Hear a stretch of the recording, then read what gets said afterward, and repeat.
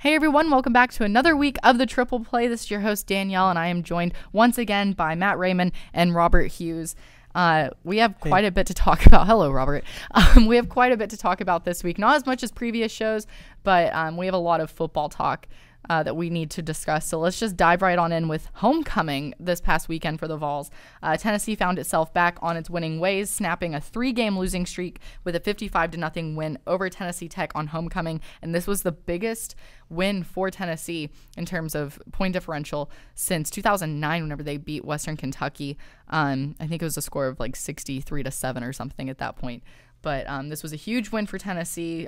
Definitely something they needed after the past 3 weeks. Well, 4 weeks technically, if you include the bye week of losing. It's been tough for this team, but the Vols were finally able to start a game strong, scoring 21 points in the first quarter alone. So with such momentum staying on their side for the entire game, a very strong showing finally in the first half for a Tennessee squad. Do you guys think that their strong performance was a result of the changing team dynamics with the news that has broken in the past couple of weeks and players getting injured and whatnot, or is it because of the opponent that they were playing like most people have been talking about? I think it was a little bit of both. The opponent, like Tennessee Tech, I don't want to disrespect them any, but they're really not the greatest football team out there. And Tennessee is just, we've been saying this all season long, Tennessee is one of the most experienced football teams in all of FBS. And this 3-game losing streak, you can kind of see the first two coming. The loss to South Carolina, that was a little unexpected. So I think this team was ready to just get back and start getting back to their winning ways and show what they really could do. And then also on the Jalen Hurd news, and also with Alvin Kamara being out for this game, I know a lot of the players on Twitter, they were all showing their support for John Kelly. Right. And he's the whole team loves him.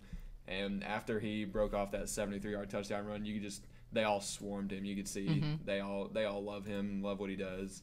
So I think it was a little bit of both of those things. I definitely have to agree. I mean, talking about going back to Jalen Hurd leaving, I think that, and losing to South Carolina, both of those things, I think, left a bad taste in Tennessee's mouth. And so I think they were just ready to get past it, just ready to move on. And like Matt said, Tennessee Tech, not really a great opponent, obviously not SEC caliber. But beating a team by 55, I think, is significant, no matter who it is. So, I think they were just ready to move on, ready to get a win under their belt and get a taste of what that feels like, because it's been over a month since the Vols have had a win. And so they were ready to get back to that and kind of start looking ahead toward the end of the SEC schedule. Yeah, I think this was a crucial win for Tennessee. Granted, like you guys said, it was Tennessee Tech, and I know a lot of people have been dogging Tennessee Tech, but, whenever Tennessee played against Ohio, people were dogging the Bobcats heading into it as well, just saying, well, it's Ohio, it should be a big win for Tennessee. Same thing with Appalachian State, maybe just not to that same extent, but it was, again, just a non-conference, quote-unquote, easy win for what people expected from those games. But, going into this, you couldn't really say Tennessee was the outright favorite. Yes, they were in terms of point spreads, but we've seen them be the outright favorite and struggle. So I think for them to hold their own like they did, especially in that first quarter, I think that was monumental for this team with the way the whole season up until this point has been. I think that was crucial, but I think it was also big how different players were able to step up, especially, since Hurd is gone, people are still just kind of up in arms about that, but you were able to have a big day for Josh Dobbs. That was huge for him, probably his best game of the season up until this point, because he was practically perfect. 3 touchdowns, he was 12 for 13. That's really good. He wasn't in for the entire game, obviously. Dormady got in there, but I think that was big for Dobbs. And you also saw, like you guys said, John Kelly having a huge day, and I think that's big for him, being able to get his start, really, with this team. It's big for the program, too. Absolutely. Knowing that your third string can go rattle off over 100 yards, once again, it is Tennessee Tech. But, 73-yard touchdown run was the biggest run for Tennessee since, I believe, 2007. Yes. And so he's got a bright future. Absolutely. We know Kamara is explosive, and we may have him next year, but maybe not. And if we don't have him back next year, you know that John Kelly's ready to fill the shoes because he's an explosive runner. And he's really he seems like he's always playing with a chip on his shoulder. Yeah. He never gives up on a play, and if he just breaks off a run for 10 yards, he's fired up as anybody out there in the field. So I mean, he could potentially be the next big back in the SEC in years to come. Sure, and I think going off of that too, with like explosive kind of like, I don't want to say new blood to the team because this player, we've seen him before, but Carlin Fills-Aimee, I mean, he was great as well. So I think it's good to know that Tennessee, like if you are a Tennessee fan or if you're on the team, like you know that you have two backs you can really focus on, especially now with Hurd being gone and Kamara still being hurt. But these are two guys who they still have a lot of gas in them. They looked great in this game. Especially Fills-Aimee, he had that big 2-yard run. I know that's weird to say a big 2-yard run, but that was a crucial touchdown for him specifically. That was a big boy run. Yeah. I mean, he pushed in there for that touchdown. He was great. I mean, right up the middle, he looked great. So I'll give him that. And then the 1-yard run as well in the third quarter, I thought that was also really big. So we could definitely get used to seeing him on short runs like that for crucial yardage or scoring positions like that. So I think this could be big, like you said, Robert, for the program for Tennessee. This could be a turning point, I think, because they're finally seeing the new power that they have that they can really utilize in these next 3 games, because this is going to be a very big finish for Tennessee in terms of SEC play. And it's definitely going to be a very interesting run. So with this being such a lopsided win, do you guys think it will put a chip on the shoulder of the Vols heading into this final stretch, or is it just kind of going to be a whatever kind of game looking back at it? I think it has to be a chip on the shoulder. With Florida losing on Saturday to Arkansas, and there's a good chance Florida doesn't make it out of Death Valley alive in a couple weeks against LSU. I think Tennessee has to play lights out because they know that if they went out here, there's a good shot of making the SEC championship. So, if this doesn't fire them up to go ahead and go into SEC play and win out, I don't know what would. I don't think this game alone would put a chip on their shoulder, just because, like, we've seen teams like, for example, Ohio State this year. Right. They were, at the beginning of the season, just beating up on nobody teams and then went and lost to Penn State. So, anything can happen. I'm not saying Tennessee's going to lose another game. I believe we're definitely the most talented team in the East and should win the last 3 games of the season. But anything can happen. Like we've already seen Tennessee lose to South Carolina this year. I've said that multiple times, but still relevant. Yeah, I mean it's the SEC and exactly anything can happen. And just beating up on a little nobody team, it's good for morale, but I don't think it's gonna be like it didn't put a chip on their shoulder like winning Florida or winning Georgia in the way that we did would have. Right. Yeah, I kind of agree with that. I don't look at this one as like a chip on the shoulder. I look at it as a motivating game more than anything. Like you said, like it's good for the morale of the team. But I think also just with everything that's been going on with the Tennessee program in the past couple of weeks, the 3 straight losses, and then losing even more players to injuries like Shai Tuttle, and we just heard about Barry today being out for the rest of the season. I think this is huge for Tennessee in terms of knowing that there is still power with this team. They are experienced. They have a lot of people they can rely on this team. So I think this was huge to see the players who are always usually stuck in the shadows being able to step up, and especially with the defense. We haven't really talked about the defense, but they did a really good job of holding Tech to, I think, like 200 yards. 200 and some odd yards. So I think that was big for them to be able to know they can really contain an offense no matter who it is. I think it'll definitely motivate this team for the SEC schedule that they have coming up. So right now the Vols are 6-3 overall, 2-3 in the SEC, and they're still out of the AP rankings, which most people expected since they were playing a non-conference opponent. But they now look ahead to hosting Kentucky on Saturday, and I think this could be a big question mark game as of right now. It's tough to say if Tennessee is going to be the complete favorite with how Kentucky has played as of late, especially with their running game being so strong.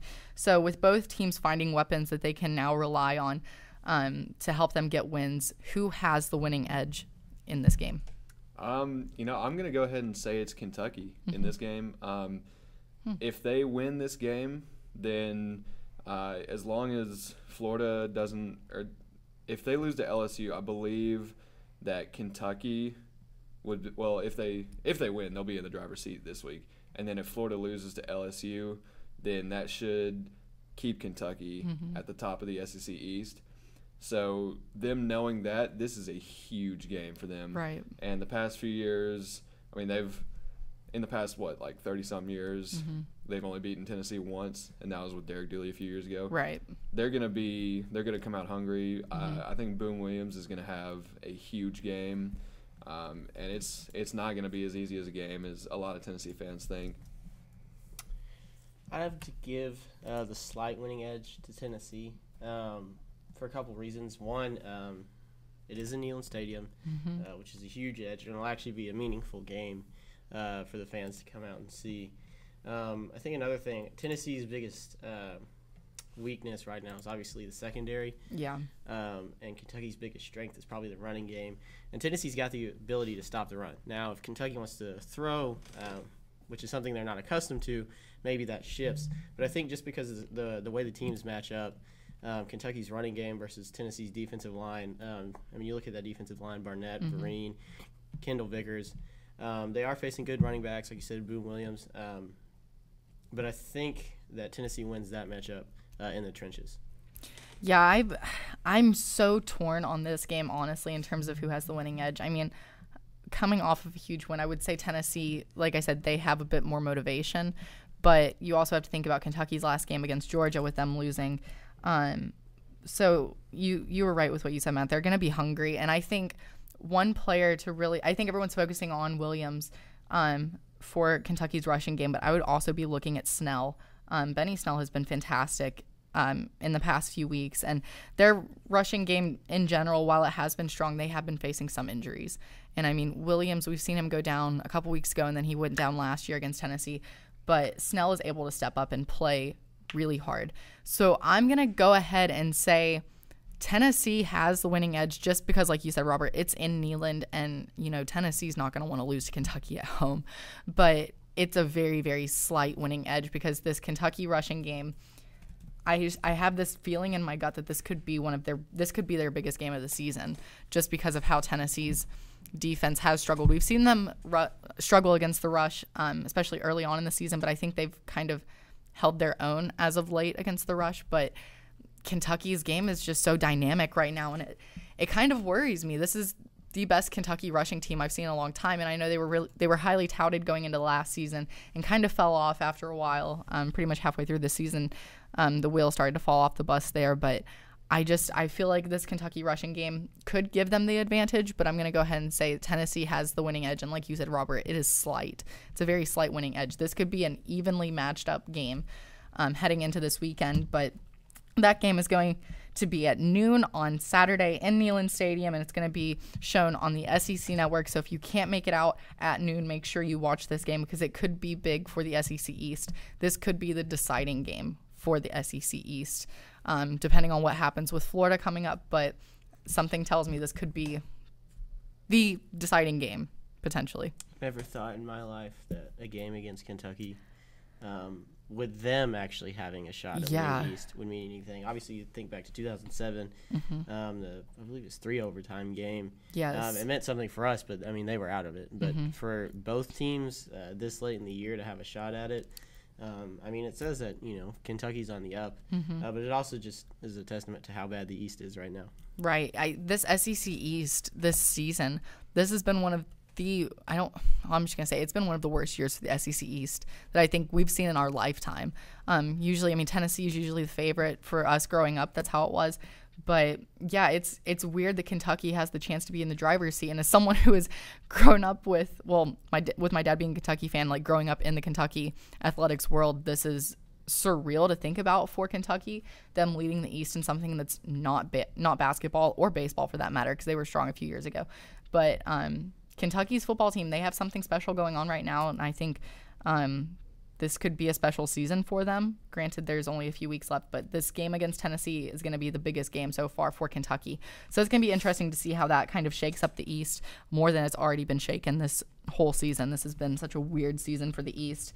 But sticking with the SEC talk real quick, there's still 5 SEC teams in the AP Top 25, just like last week, with some movement, some pretty big drops happening in the rankings this week. Alabama is still number 1, Auburn's at number 8, Texas A&M at number 10, LSU at number 19, and then Florida dropping from number 10 down to number 22 after their loss. So whenever we talk about the SEC on the show, we usually talk about which game stood out to us, but there's 2 games I think we could really focus on this week as the 2 biggest games that happened in the SEC. So out of these 2, which game stood out to you more? Alabama beating LSU the way they did, or Florida losing to Arkansas? I'd have to go with Alabama LSU. Both games were really meaningful in terms of SEC standings. But, I mean, it seems like we say this every week, but it's like we knew Alabama was incredible, but we didn't know they were that good. Yes. The score is only 10-0, but the stats say a lot more about it, especially if you look at the second half. In the second half, Alabama had 216 yards rushing, and LSU had 33. And that's with Leonard Fournette. Right. Excuse me. Actually, that's the whole game rushing stats. Right. But in the second half, Alabama had 198 total yards, and LSU only had 20 total yards. I mean, their defense is probably the best defense I've ever seen in my lifetime. You stopped Leonard Fournette like that, hold him to a shutout. That team is, without a doubt, going to win the championship. It's incredible. I've never seen a team that good. Yeah, I mean, we say the same thing every week about Alabama, just how good they are, and so I'm gonna have to go with Florida and Arkansas as the game that stood out to me the most this week. One thing that really jumped out at me was that Arkansas held Florida as a team to 12 rushing yards the entire game. And granted, Luke Del Rio had a lot to do with that because he had negative 25 rushing yards on sacks. But still, just that defense holding, and Florida's they're a good running team. Definitely. But that defense being able to do that said a lot. Also for Arkansas, Raleigh Williams had 148 yards receiving and 2 touchdowns.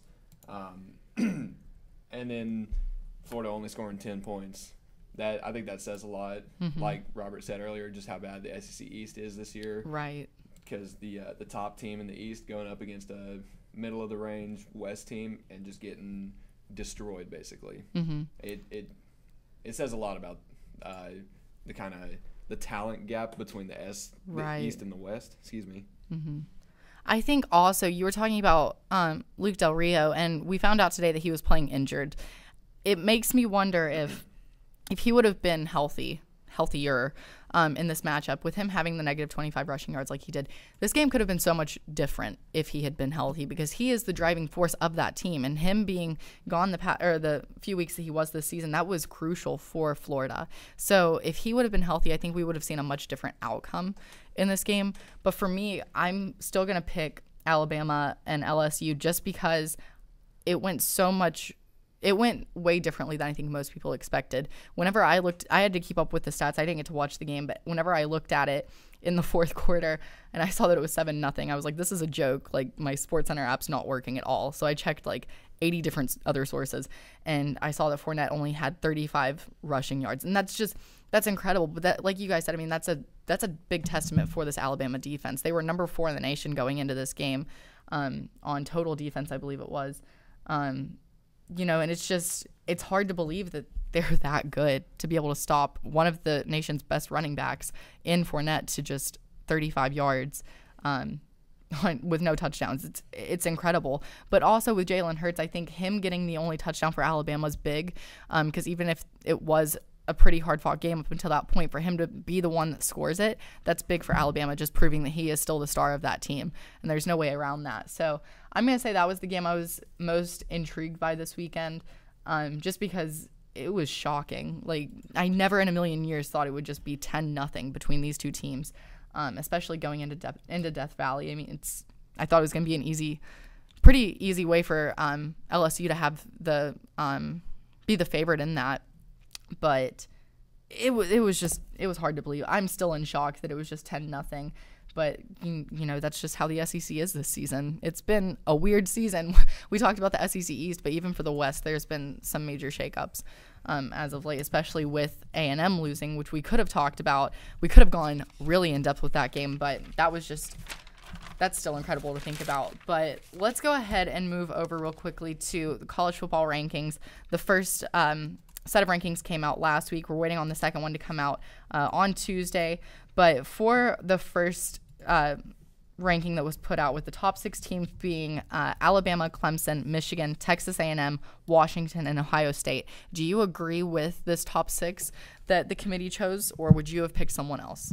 I don't agree at all. I thought very adamant. The committee had a pretty easy selection. I thought you could have gone Alabama, Clemson, Michigan, Washington. Maybe change up the order in the middle there a little bit, but they're the 4 undefeateds, and they've all looked really good. So I don't see how you could pick against them. But the committee threw in A&M at number 4, which was also mind-boggling, because I thought Ohio State and Louisville are both better one-loss teams than A&M, and yet they ended up at 6 and 7. So I completely disagree with the committee's decision, and I think it's also a testament as why we need probably 6 or 8 teams, so you don't leave teams like Ohio State and Louisville out of there. But that's a different topic for a different day. Thankfully, A&M lost, so we don't have to worry about them being in the playoff, because they did not deserve that spot. Yeah, I mean, wow. Robert basically said everything I was thinking. It just goes to show, like, one other thing that I thought was interesting is in the AP poll, Texas A&M was 7th, and after they lost to Mississippi State, which was at the very bottom of the SEC West, they only dropped 3 spots. So that it kind of, I don't know, the polls, they're weird. The voters, they're a little strange sometimes, but yeah, I mean, Robert, he said basically everything I was thinking. Yeah. For me, whenever we were making predictions on the shows to who would end up in the top 6, I threw Texas A&M in there, but I want to say I didn't put them in as a top 4. I said definitely a 6, maybe a 5, but I was shocked that they made it in as a 4 seed. I just thought that was pretty interesting, because I didn't think the committee would put 2 SEC teams in the top 4. Top 6, sure, but top 4, not so much. I thought Ohio State would be up there. But for them to be the 6th, I thought that was interesting, but we're so used to seeing Ohio State up there. But Texas A&M, I think, was definitely the shock. I know they won't be in the top 6 this week. I think we all can agree on that. They won't be there. As for who could jump in, there's so many choices you could have at this point. But I think the initial choosing, I think it was kind of just let's see what happens. Let's just pick random people at this point.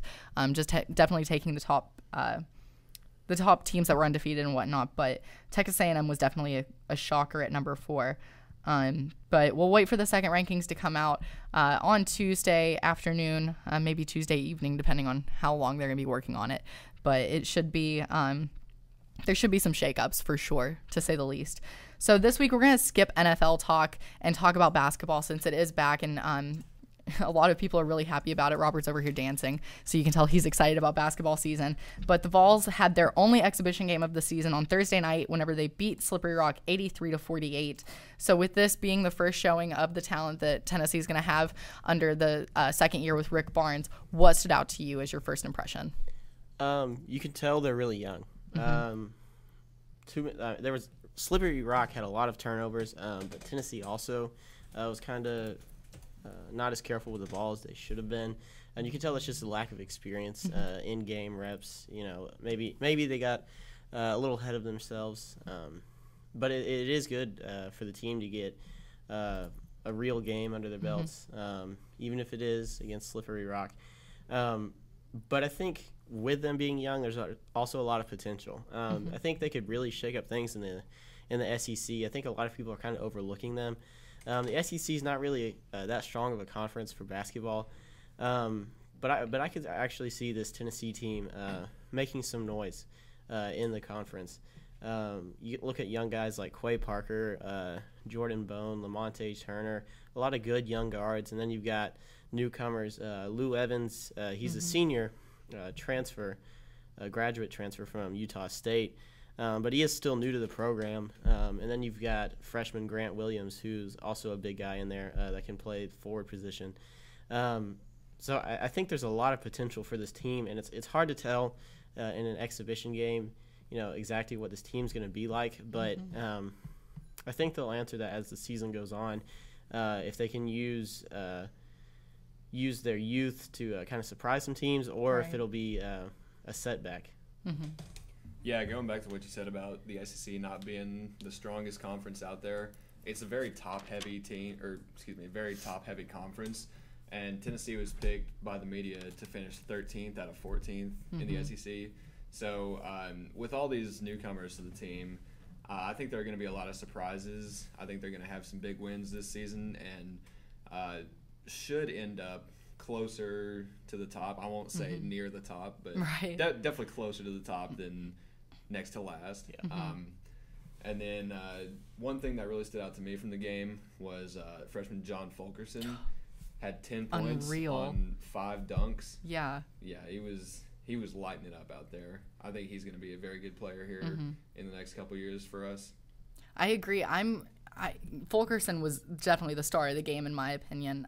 He was able to make Thompson Bowling such an electric atmosphere, and Tennessee fans haven't seen that in quite a while, honestly.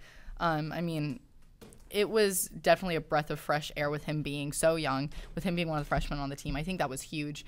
But overall, I'm really excited about this team. I think they were definitely able to be making fast breaks, which was crucial, especially off the turnovers. They were incredible on the fast breaks. They had 20 points on fast breaks, which is really good. Yeah, you are playing Slippery Rock, a team that no one really knows anything about, just being that small little school in Western PA. But I think Hubbs was great. We're going to see a lot of leadership from him, as we should, with him being a senior. But I think you really keyed in on it, Robert, with this team being so young. I think there's a lot of potential with the youth in this team. They're all just as hungry as the veteran players are on this team, and I think that's really interesting. But I think the dynamic for this team is going to be really interesting. I can't wait to see what really happens with this class from Coach Barnes, but I think it's going to be a fun season for Tennessee because this game was pretty fun to watch with it just being an exhibition game.